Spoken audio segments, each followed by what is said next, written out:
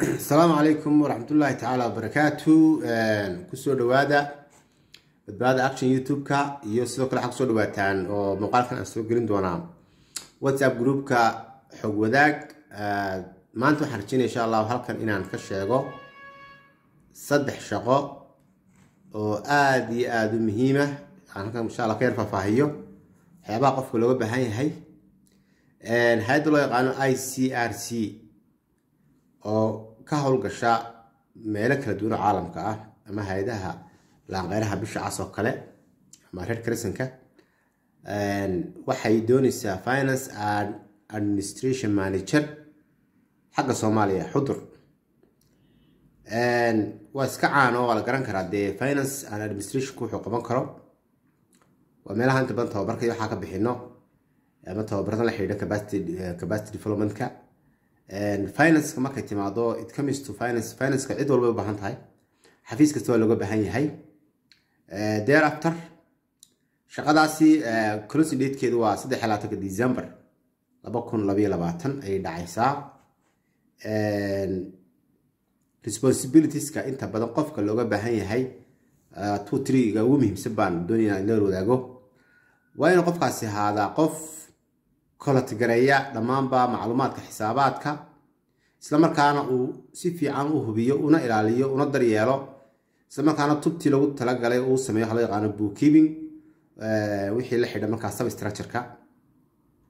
inuu dhamaanba hubiyo biximaha lacagaha iyo dhamaanba inuu ku taageero lacag kasta baxaysa ama macluumaad kasta baxaya document-kii ku haboona in la raacin lahaa sida tusaale ahaan cash counts oo marka ku shaqeynaya hab daily basis and responsibilities kaasoo dhan waxaan soo dhigayaa linkiska laga heli karo aan la wadaagayaa insha Allah hadii la ka dhigo aan kula wadaagayaa badbaado action iyo WhatsApp group kaba aqoonta looga baahan yahay qofkaasi oo aqoon ahaan de kullu qofka waxa loo baahan yahay booskaasi inuu aqoon fiican qof u leh arrimaha finance-ka iyo arrimaha maamulka in marka la helo aqoonta xagga academic waxa looga baahan yahay inuu leeyahay ama haysto degree la xiriira dhinaca business administration ka business management ka ama wax la xiriiri kara hawsha oo qaybta faculty-ga marka la xiriiri kara ama related discipline saddex sano way arnimaha xagga maamulka iyo wixii la halmaala waa inuu leeyahay qofkaasi waa inuu markaa ahaada qof leh interpersonal communication skill waa inuu ku fiican yahay luqadda Ingiriisiga iyo Soomaaliga computer-kan waa inuu si fiican ugu hagaagsan yahay uu si fiican u yaqaanaa shaqada marka xudur weeyaan DT station-keedu waa xudur marka qofkii daneynaya linkiskana waan soo dhigayaa fadlan booqo qaran jobs and then linkare meeshaas afterna waad helaysaa marka macluumaadkii faahfaahsan booska labaad aan rabay inaan soo sheego waxa weeyaan waa Hargeysa Somaliland waxa loo baahan yahay head of program support waa head of program support. This is not really like administration like finance maha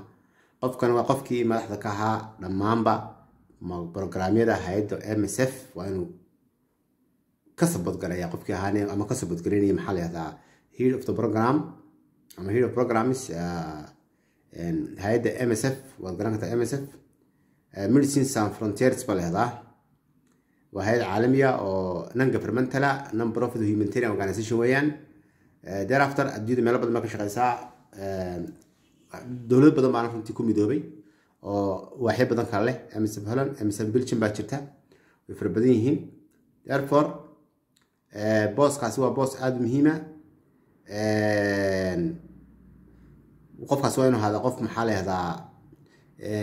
socdaali kara oo meel badan socdaali karaya workplace-kiisu waa Hargeysa laakiin waa socdaali kara gobolada socdaali kara contract waxa weeyaan short term 3 months in contract 3 bilood baa loo baahan yahay hal qofna loo baahan yahay shaqadan wuxuu bilaabayaa 1 January sanadka 2023 insha Allah hadii la ka dhigo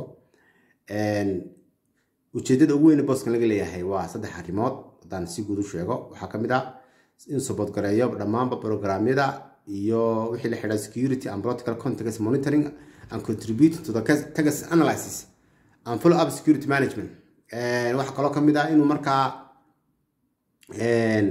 ensuring a smooth relationship with local and national authorities, providing translation and interpretation according to MSF protocols, standard procedure in order to facilitate mission coordination tasks. qofkan runtii waa qof arrimii kontagas ku shaqeynaya maraaxilkii waddanka ku shaqeynaya at the same time sidoo kale security analyst waa inuu samayn karaya because hay'addu waxyaabo badan bay qabanaysaa mararka qaar xuduudaha ka tallaabi kartaa waa inuu sidoo kale markaa ahaada qof ku shaqeyn karaya protocolka ay isticmaalaan maxaa leh MSF hay'adaha loo yaqaano waa inay protocolaad bay leeyihiin kule qofkuna waa inuu MSF protocols google garaya si markaa uu sii fahmo wixii loo baahan yahay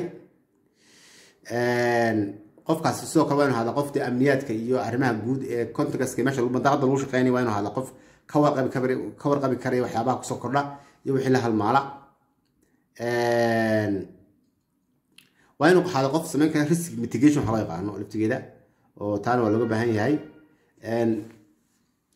qofka aqoonta looga baahan waxa weeyaan university degree in social science, 2 years experience in humanitarian aid, preferably with MSF. waa inuu 2 sano khibradan leeyahay oo xagga humanitarianka la xiriidha waa inuu sidoo kale fahansan yahay qofkaasi maamulka iyo dalka laftigiisaba maamulka tusaale ahaan kale meel buu ku shaqeynaya Soomaa waa inuu shuruuc dibadda ka fahmaa oo hada qof fahmi karaya amniga waddanka yaalana waa inuu ka warqabi karaya si xal u jiro waa inuu hada qof ku shaqeyn kara vision iyo mission is strategy of the organization luqadda waddanka laga hadlayo oo Soomaaligii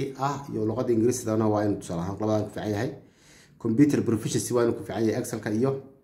Word-ka labadan waa inuu ku fiican yahay shaqada qofkii raba inuu xareeyo waa inuu ku xareeyo email-ka ku xusan linkiska qaran jobs gaar ahaan shaqada la soo xaysiiyay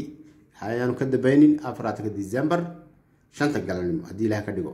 intaas baa ku xareynaya qofkaasina marka laga faa'iideysto oo boss adag maaha waa support someone who can support the organization in context uu ka caawinayo wixii marka shaqada saddexaad doonay barteeda kula wadaaga waxa weeyaan nutrition specialist hay'adda qaramada midoobay u qaabilsan cuntada iyo beeraha ayaa doonaysa qof khaasatan Soomaaliland ka doonaysa 28 December booskan u dhacaya position kani forward garansan FAO waxa weeyaan Food Agriculture Organization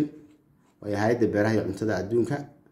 oo qaramada midoobay khaasatan waa hay'ad kamid ah hay'adaha ugu waaweyn kuwa UN-ta la dagaalanka saboolnimada faqriga culunta macluumaadka waxyaabahaas oo ka shaqeeyaan waxaana halbeeg u ah inta waxa loo yaqaan SDGs ka loo yaqaan Sustainable Development Goals-ka oo runtii ay aad u isticmaalaan sidoo kale waxaa jirta markaa in qofkan waxyaabaha looga baahan yahay waxa kamid ah inuu sameeyo waxa loo yaqaan maxaa la yiraahdaa effective work relationship implementing partners hay'ado badan baa la shaqeeya hay'adaha laftigeeda marka la shaqeynayo de kulay waxyaabo badan waxa jira la xiriira arrimaha waxa loo yaqaan maxaa la yiraahdaa food supply chain-ka waa inuu ku shaqeyn karaya waa in markaa uu hada qof ka caawin kara xafiiskii iyo hay'adiiba drafting trainings education and behavior change communication materials la xidha maxay xagga nutrition-ka khaasatan for projects si marka aad macluumaadka u hesho adoo una xareyn karayso please baqo qaran jobs si aad marka macluumaadka u hesho iyo linkiska ay ku qoran yihiinba anoo idin la wadaagi doono linkiska